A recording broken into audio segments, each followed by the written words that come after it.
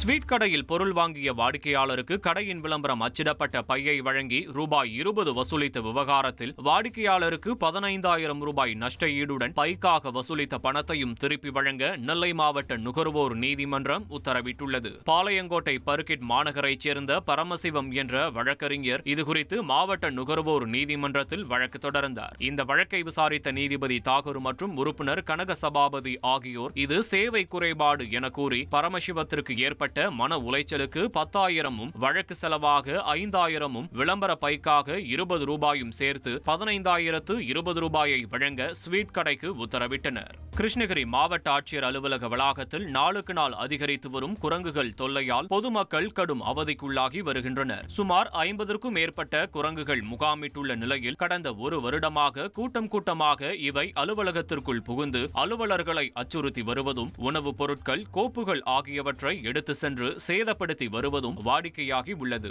எனவே உடனடியாக வனத்துறை அதிகாரிகள் குரங்குகளை பிடித்து வனப்பகுதியில் விட வேண்டும் என்று பொதுமக்கள் கோரிக்கை விடுத்துள்ளனர்.